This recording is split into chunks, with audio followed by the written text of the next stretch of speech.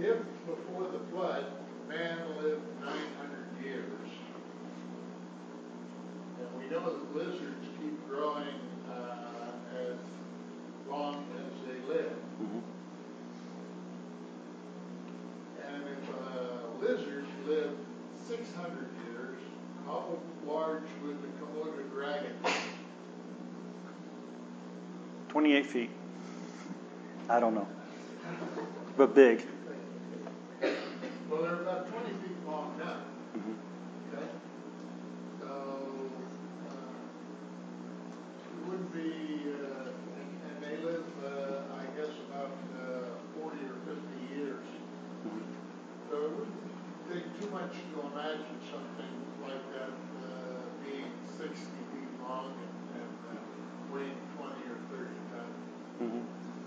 Well, you spilled the beans, and I bet you everybody here realized that reptiles are one of the few creatures that grow their entire life. They never stop. Mammals stop at a certain point. Most other creatures do. Reptiles don't. People believe dinosaurs were reptilian. A lot of people think that they were something in between, or not quite reptilian, but a whole other class of creatures too. But if they were reptilian, these things could have grown their whole life. And if man lived to be 960 years old like Methuselah, wasn't he 962? How much?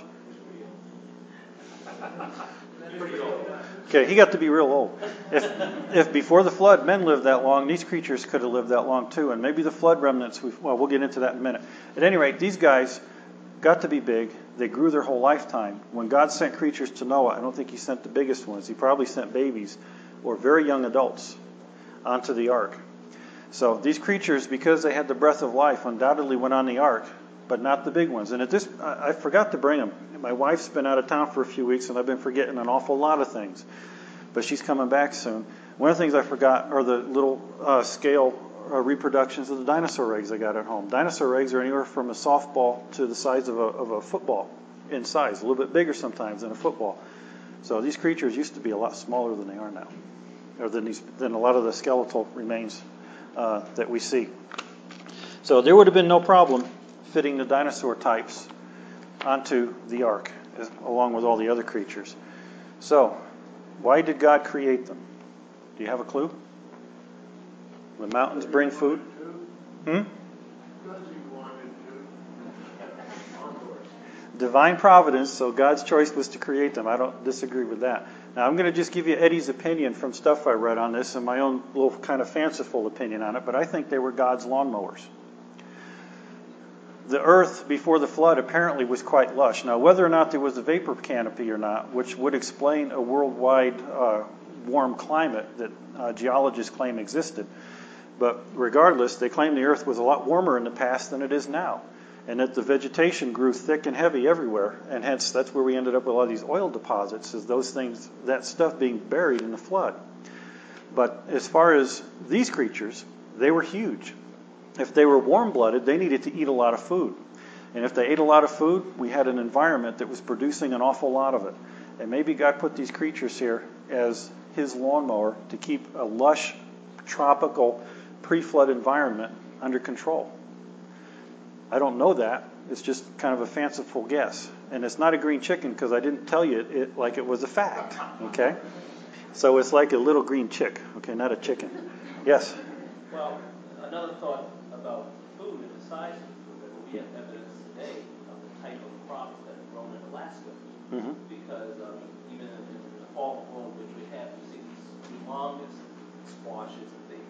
So, I mean, who's to say, in fact, that the size of even the fruits and the vegetables and things is what they were, that, you know, how large they were. Mm-hmm. And they have found a lot of huge fossil stuff. Now, this painting that Zallinger did not only has creatures according to the evolutionary reckoning, but the drawings, or the paintings, especially of the fauna, is based on real fossil plants. They just place it in the evolutionary reckoning. But otherwise, all this stuff used to live on this planet. And some of this stuff got to be really big. And some of these leaves got to be really thick and heavy. So maybe they were God's lawnmowers. Maybe that's why God put them here. And again, that's a green chick. I don't know that for sure. I'm just guessing. But that's what I think. So what happened to them after they were here? Well, they got off the ark. They apparently didn't like the environment. So from a creationist perspective, I have one answer. The evolutionists have no answer. According to an evolutionist, they either overate and killed themselves from eating too much food, or the food was scarce and they starved to death, or they suffered massive indigestion. And some people think that the dinosaurs turned into birds. You remember Jurassic Park? Remember the very end when the helicopter's fleeing the island, and that professor guy who's supposed to be a character of Jack Horner, he's looking out the window and he sees those birds flying away, and he looks out the window and he's just so wistful and smiling as those birds fly away.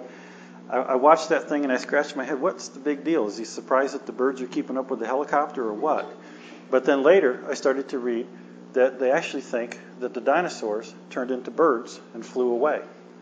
A lot of people really think that, even still. And what's even worse, there are two major classifications of dinosaurs. Now, this is a trick question, so I want you to be real careful on this one, okay? Be real careful.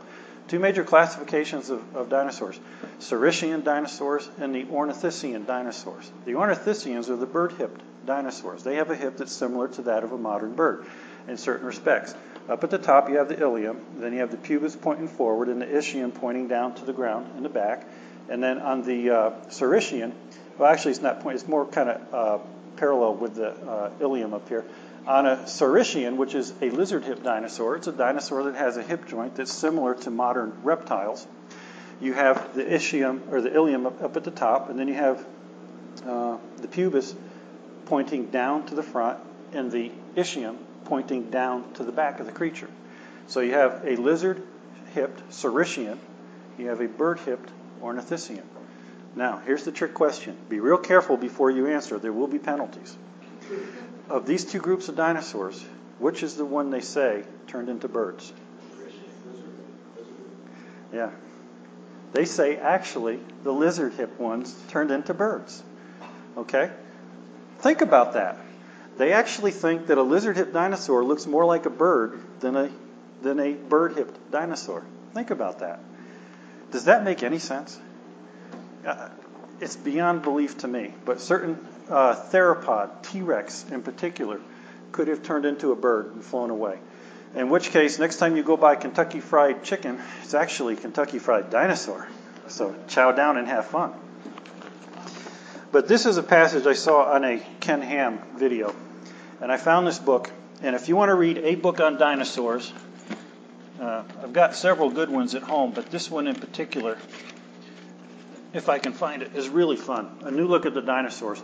It's published about 15 years ago, actually, and it's one of the books that promoted the idea of warm-blooded dinosaurs, fast-moving Jurassic Park type stuff. And in page 150 and 151 in here, he tries to describe from an evolutionist perspective what happened to the dinosaurs. This is what he wrote.